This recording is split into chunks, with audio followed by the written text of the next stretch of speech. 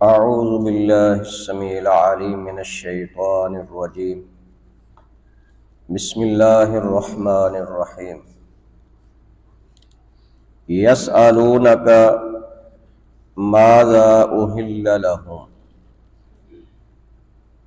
سوال کرتے ہیں آپ سے کہ کیا حلال کی گئی ہیں ان کے لیے۔ قل کہہ دیجئے احل لکم الطیبات، حلال کی گئی ہیں تمہارے لیے پاکیزہ چیزیں۔ وما علمتم من الجوارح، اور ان کا شکار جو تم نے سدائے ہوئے ہیں یعنی سکھلائے ہوئے ہیں، شکاری جانور، مقلبین شکاری جانور، تعلمونہن کہ تم سکھلاتے ہو ان کو، مما اس سے، علمکم اللہ جو تمہیں سکھلایا اللہ نے۔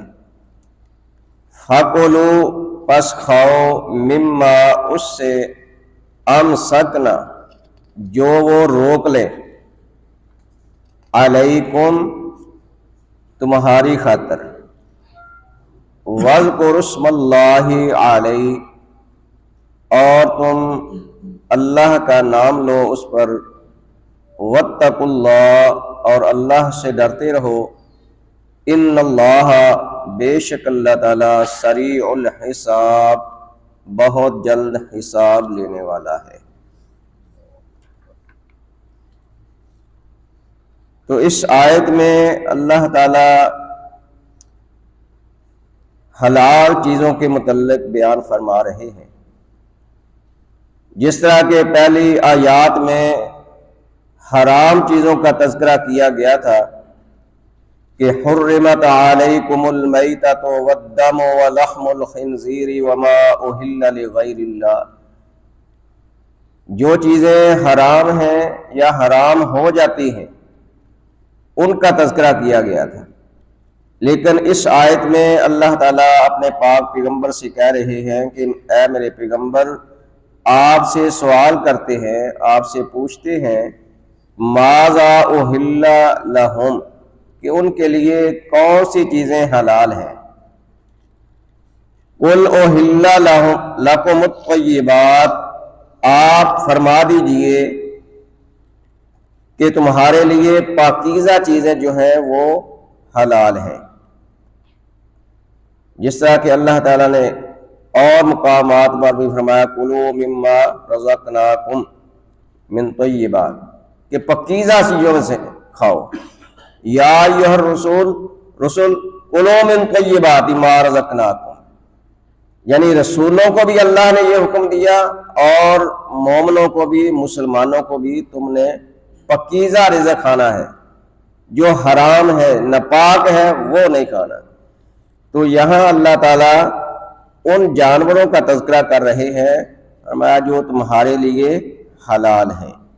وما علمتم من الجوارح مقلبین، ایک تو یہ ہے کہ انسان خود جانور کو پکڑتا ہے اور اس کو ذبح کر لیتا ہے، اور ایک وہ ہے کہ اس نے شکاری جانور جو ہے وہ رکھا ہوا ہے، کتا وغیرہ ہے، باز ہے۔ فرمایا کہ اس طرح کے جانور جنہوں نے شکار کرنے کے لیے پالے ہوئے ہیں، رکھے ہوئے ہیں، اور ان کو سدایا ہوا ہے، سدانے سے مراد ان کو سکھلایا ہے شکار کرنا، وہ اپنے مالک کی مرضی کے مطابق چلتے ہیں، مالک ان کو چھوڑتا ہے وہ چلتے ہیں، آواز دیتا ہے رک جاتے ہیں۔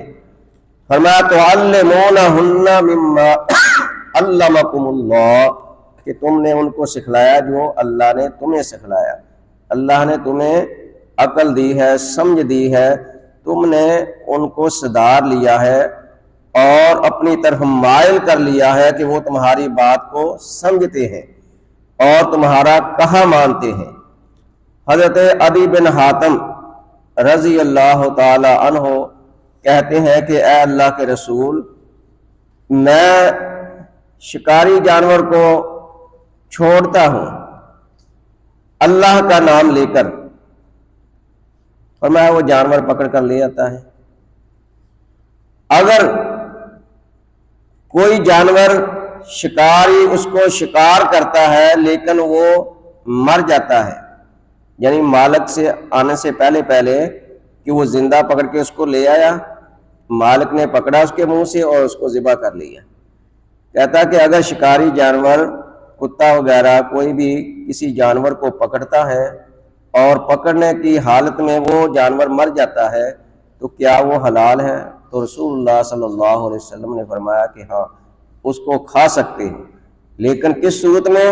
کہ جب تم اپنے شکاری جانور کو چھوڑو تو اللہ کا نام لے کر چھوڑو۔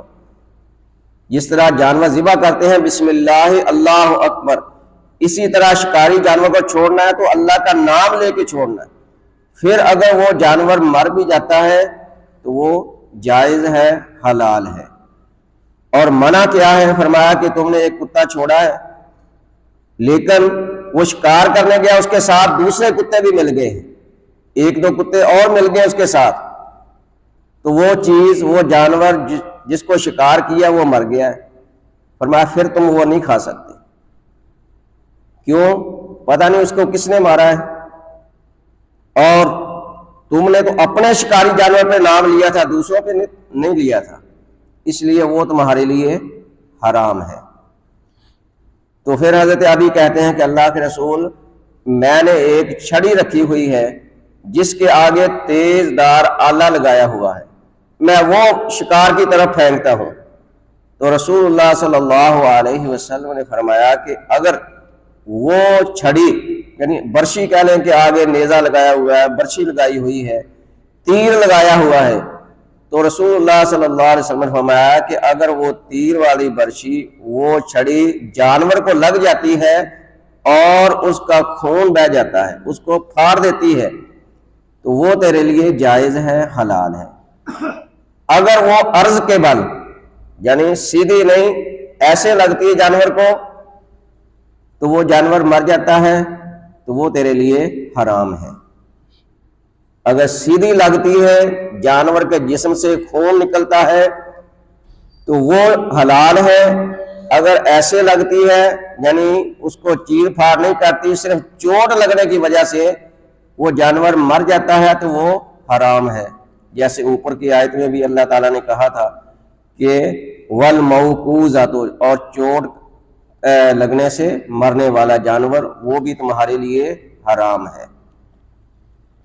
فما فَكُلُوا مِمَّا أَمْسَكْنَا، پس کھاؤ اس شکار کو، اس جانور کو جو تمہاری خاطر تمہارے سکھائے ہوئے شکاری جانور نے روک رکھا ہے، یعنی اس نے خود نہیں کھایا۔ اگر وہ شکار کرنے کے لیے جاتا ہے، شکار کو پکڑتا ہے اور اس میں سے کھا لیتا ہے، پھر تمہارے لیے وہ جائز نہیں ہے، کہ اس نے شکار پھر اپنے لیے کیا ہے، تمہارے لیے نہیں کیا۔ تمہارے لیے وہی جائز ہے کہ وہ صحیح سلامت تمہارے پاس لے کر آ جائے۔ وَاذْكُرُوا اسْمَ اللَّهِ عَلَيْهِ، فرمایا اس پر اللہ کا نام لو۔ وَاتَّقُوا اللَّهَ، اور اللہ سے ڈرتے رہو۔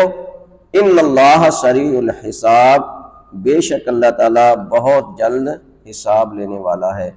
قرآن پاک میں اللہ تعالیٰ نے حرام کردہ چیزوں کو بھی اور جس وجہ سے وہ حرام ہوتی ہیں ان کا بھی تذکرہ کیا ہے، اور اس کے بعد شکار کا جو طریقہ کار ہے اس کو بھی بتلا دیا ہے۔ اللہ تعالیٰ عمل کی توفیق عطا فرمائے۔ پڑھ لیں دوبارہ۔ یسألونک، وہ پوچھتے ہیں آپ سے یا سوال کرتے ہیں آپ سے، ماذا احل لہم، کہ ان کے لیے کون سی چیزیں حلال ہیں۔ قل، آپ فرما دیجئے، احل لکم الطیبات، تمہارے لیے پاکیزہ چیزیں حلال ہیں۔ وما علمتم من الجوارح، اور ان جانوروں کا شکار کہ جو تم اپنے شکاری جانور کو صدارتے ہو، اس کو سکھلاتے ہو۔ تعلمونہن مما علمکم اللہ، تم ان کو سکھلاتے ہو جو تمہیں اللہ نے سکھلایا۔ فَكُلُوا، پس کھاؤ، مما، اس سے، امسکنا، کہ جو وہ روک رکھیں علیکم تمہارے لیے، وَاذْكُرُوا اسْمَ اللَّهِ عَلَيْهِ اور تم اللہ کا نام لو اس پر، وَاتَّقُوا اللَّهَ اور اللہ سے ڈرتے رہو، ان اللہ سریع الحساب بے شک اللہ تعالی بہت جلد حساب لینے والا ہے۔